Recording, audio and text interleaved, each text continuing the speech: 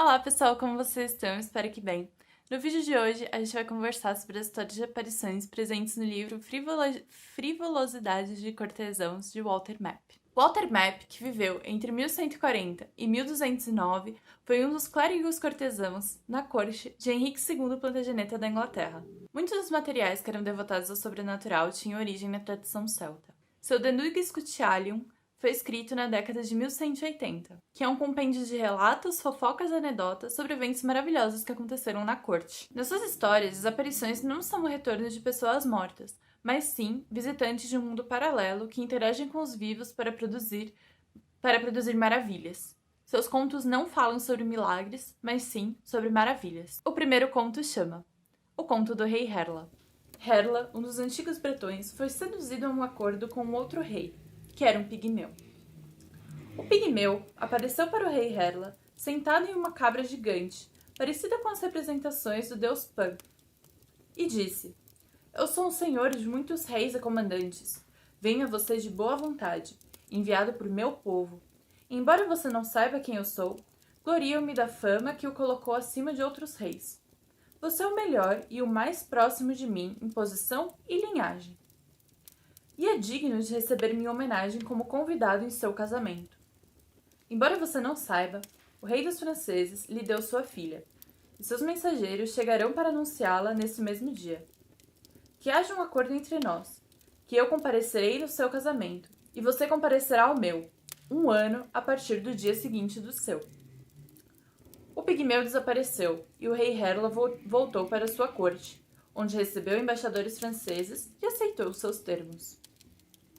Quando ele estava sentado no assento alto em seu banquete de casamento, o pigmeu entrou com tantos súditos que todas as mesas ficaram lotadas, e os convidados do rei tinham que sentar fora do palácio.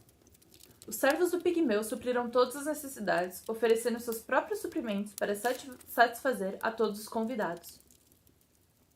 O pigmeu disse: Ó, melhor dos reis, o senhor é minha testemunha de que, como combinamos, estou presente em seu casamento. Se você deseja algo, além do que vê aqui, eu o fornecerei de boa vontade. Mas você não deve deixar de me atribuir essa grande honra quando eu exijo que você o faça.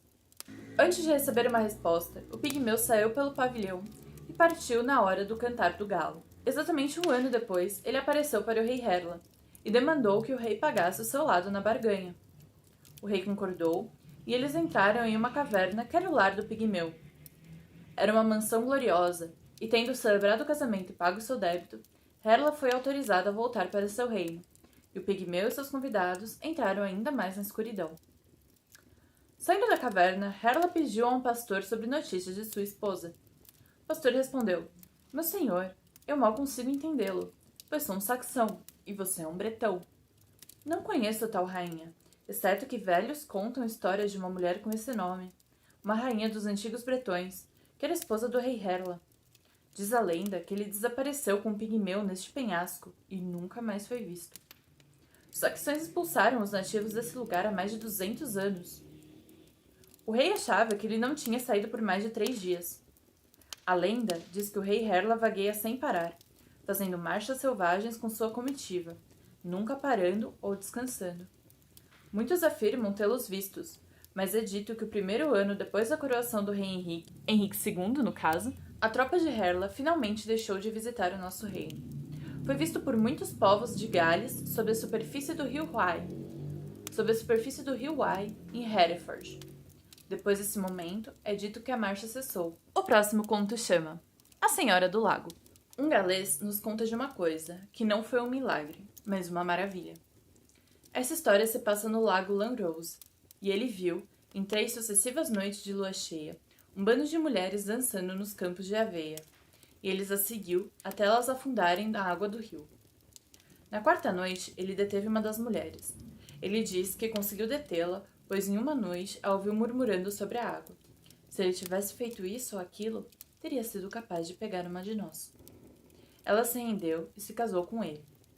As primeiras palavras dela para seu esposo foram: Vou servi-lo de boa vontade, com toda a obediência e devoção, até aquele dia que, sua ânsia de ir além de Lymphne, você me atacará com suas rédeas.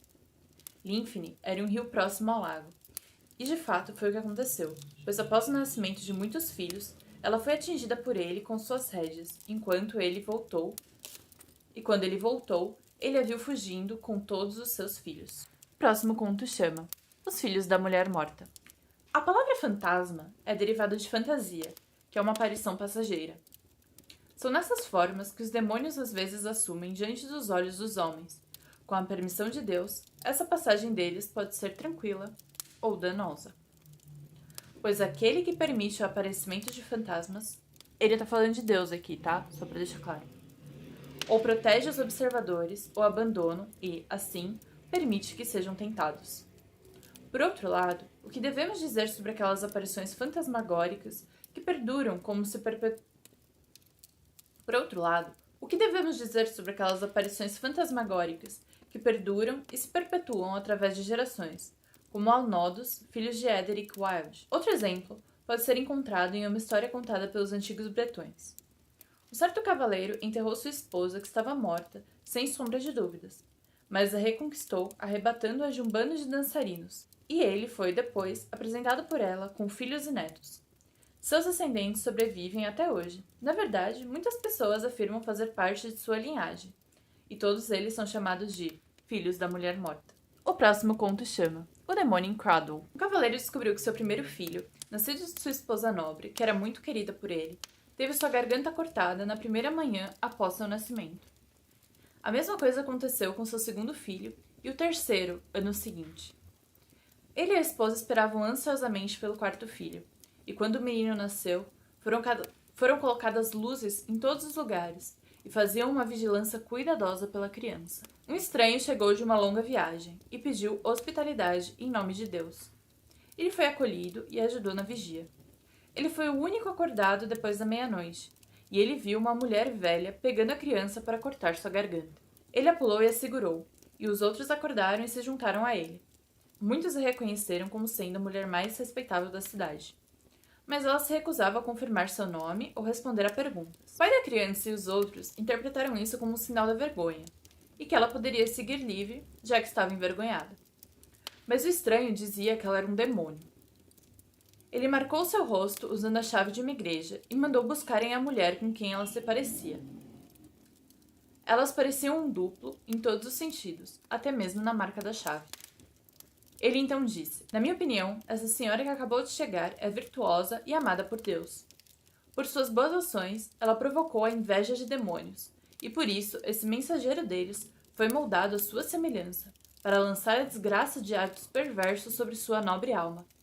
Mas tenha fé, e veja o que vai acontecer quando eu o libertar.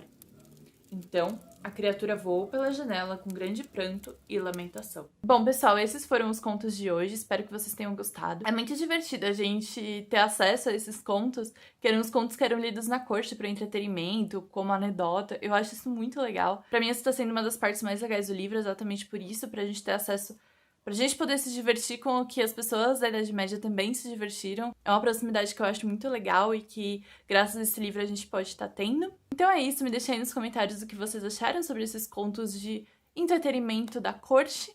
E eu vejo vocês amanhã. Até mais!